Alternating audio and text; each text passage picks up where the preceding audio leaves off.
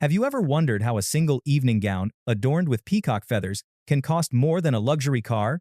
Behind the shimmering emerald and sapphire plumes lies a journey that spans 3 continents, involves over 200 craftsmen, and takes nearly 8 months from farm to fashion runway.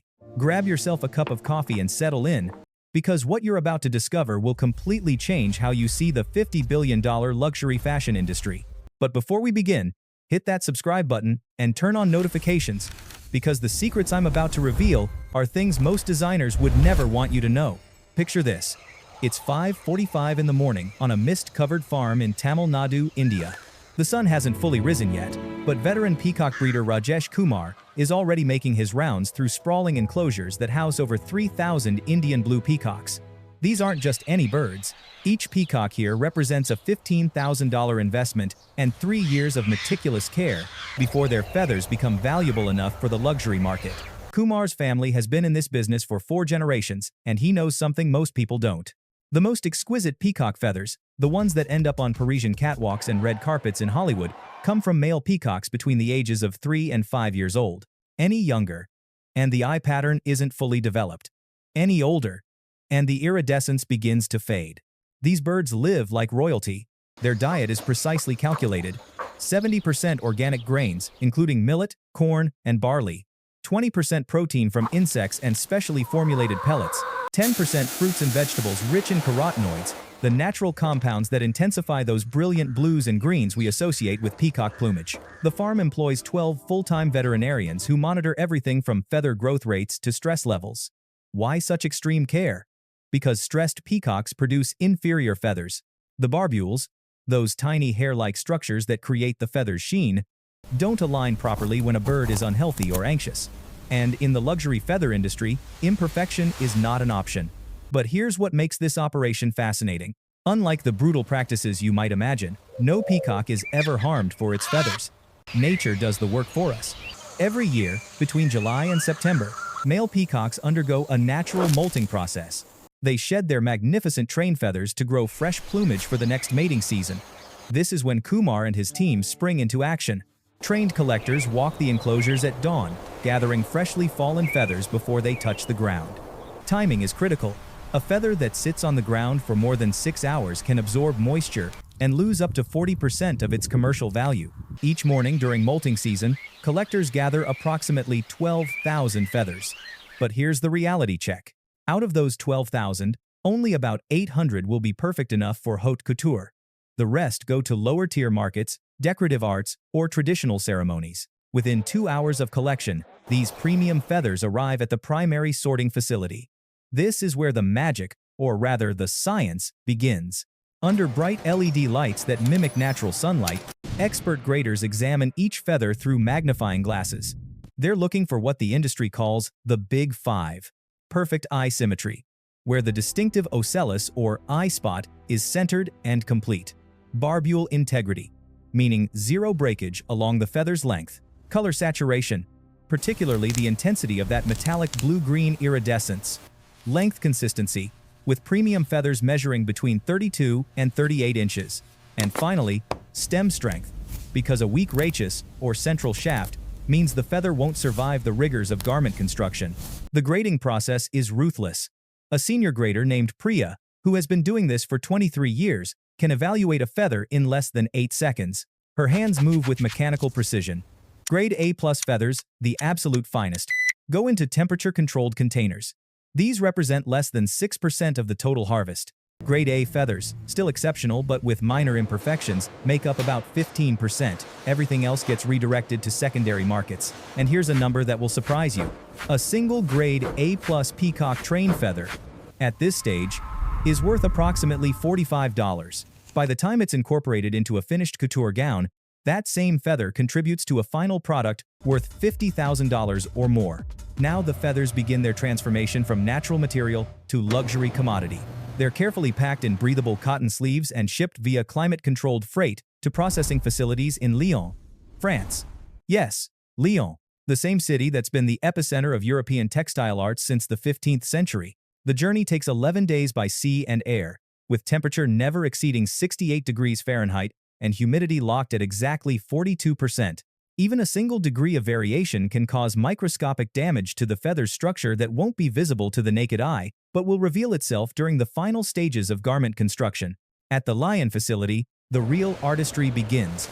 Master feather processor Philippe Dubois has been perfecting his craft for 37 years. His workshop, tucked away in the old silk district, looks more like a laboratory than a factory. The first step is sterilization.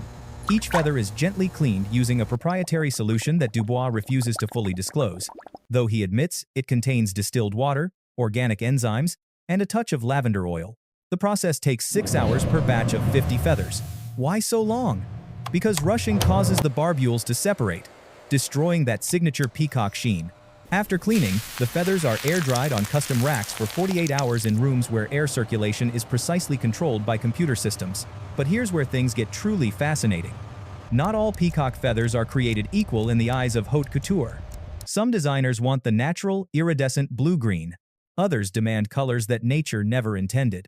Enter the dyeing process, an art form that traces back to ancient Persia, but has been refined to scientific perfection in modern France. Natural dyes extracted from madder root, indigo, cochineal insects, and even certain types of mushrooms are used to achieve colors like deep burgundy, royal purple, or midnight black while maintaining the feather's natural iridescence. The dyeing process is painstaking. Each feather is hand-painted with dye using brushes made from squirrel hair, the only bristle soft enough not to damage the delicate barbules. The dye must penetrate the feather's keratin structure without destroying the microscopic platelets that create iridescence. This requires precisely heated dye baths at 104 degrees Fahrenheit, applied in 3 separate sessions over 9 days. Between each session, feathers rest for 72 hours to allow the keratin to stabilize. Temperature fluctuations of even 2 degrees can turn a $50 feather into worthless scrap.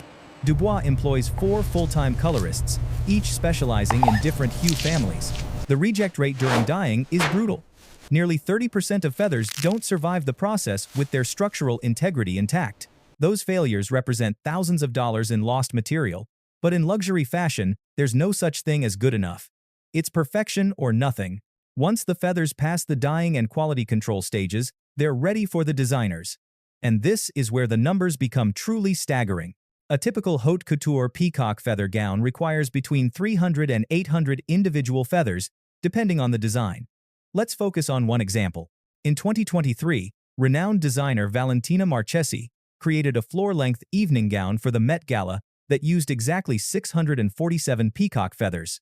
Each feather was hand-selected, hand-dyed in graduated shades of emerald to forest green, and applied to a base of Italian silk organza that cost $3,000 per yard. The gown required 18 yards of fabric. The construction process is where craftsmanship reaches its apex. In Marchesi's Milan atelier, a team of 12 seamstresses worked for 1,096 hours to complete this single garment. Think about that. 1,096 hours of human labor. Each feather must be individually attached to the fabric using a technique called point détaché, a method developed in 18th century Paris. A tiny loop of nearly invisible silk thread is hand-sewn through the feather's rachis at precisely the right point to distribute weight evenly. Attach it too high, and the feather droops. Too low, and it won't achieve the proper angle. The margin of error is less than 2 millimeters. The seamstresses work under magnifying lamps, their eyes protected by special filters that reduce LED strain. They can attach an average of 8 feathers per hour, but only during optimal conditions. After 3 hours of continuous work, productivity drops by 40% due to eye fatigue and hand tremors. This is why the team works in 90-minute shifts with mandatory 30-minute breaks, the ergonomics of luxury, if you will. As each feather is attached, it must be positioned to create the illusion of natural plumage flow, as if the gown itself were a living peacock frozen in mid-display. But attaching the feathers is only half the battle. Between each row of feathers, the garment must be tried on a dress form that matches the client's exact measurements. And I mean exact. We're talking measurements accurate to within 1/8 of an inch. Why such precision? Because peacock feathers add significant weight to a garment. That Met Gala gown I mentioned, it weighed 23 pounds when completed. For perspective, a typical evening gown weighs between 2 and 4 pounds. This means the structural engineering of the underlying garment is absolutely critical. The silk organza base is reinforced with nearly invisible tool panels and architectural boning made from German spring steel. These supports are positioned using biomechanical calculations that would make a civil engineer proud. The goal is to distribute the feather weight across the wearer's shoulders, hips, and torso so that no single pressure point bears more than 6 ounces of weight.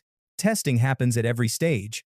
After every 50 feathers are attached, a fit model wears the garment and performs what's called the movement protocol. She walks, sits, raises her arms, turns quickly, and even simulates dancing. Engineers, yes, engineers, monitor stress points using pressure-sensitive pads placed against the model's skin. If any area shows pressure exceeding the 6-ounce threshold, the entire section is deconstructed and rebuilt. This testing and reconstruction cycle can add 200 additional hours to the creation timeline. But here's the thing. A $50,000 gown that causes pain or restricts movement isn't luxury. It's torture wrapped in feathers. Quality control in haute couture is obsessive. Before the gown leaves the atelier, it undergoes a final inspection that would make aircraft safety inspectors jealous. Chief Quality Officer Gabriella Rossi, who has worked with Marchesi for 19 years, examines every single feather attachment point under a jeweler's loupe. She's looking for thread tension inconsistencies, feather alignment errors, and any sign of stress on the base fabric. Her rejection rate is approximately 1 in every 4 garments. Even at this final stage, when a gown fails inspection, it doesn't mean starting over completely, but it does mean days or weeks of additional work to bring it up to standard. The average haute couture peacock feather gown fails final inspection 2.3 times before approval. Once approved, the gown is photographed from 87 different angles for insurance and authentication purposes. Then comes packaging, which is itself an art form. The garment is placed on a custom-made padded hanger, designed specifically for its weight distribution. It's then enclosed in an acid-free muslin garment bag, followed by a cedar-lined shipping crate with internal shock absorption systems. The crate alone costs $1,200. Transportation to the client involves white-glove courier service with climate-controlled vehicles. No gown ever travels in the cargo hold of a commercial aircraft. It's private air freight only, with real-time temperature and humidity monitoring throughout the journey. Now let's talk money. That Met Gala gown with 647 feathers? The final price tag was $78,000. Here's the breakdown. Raw materials, including feathers, fabric, thread, and structural components, accounted for $11,000. Labor, including the 1,096 hours of seamstress work plus designer supervision, came to $43,000.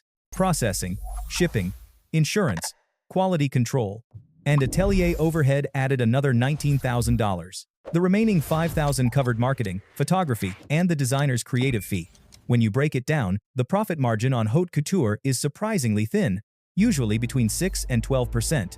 This isn't about profit per item, it's about prestige, artistry, and maintaining centuries-old traditions in an age of fast fashion and mass production. The market for peacock feather haute couture is microscopically small but incredibly stable. Worldwide, approximately 200 such garments are created annually. The primary buyers are Middle Eastern royalty, Asian luxury consumers, and a small circle of American collectors who view these pieces as wearable art investments.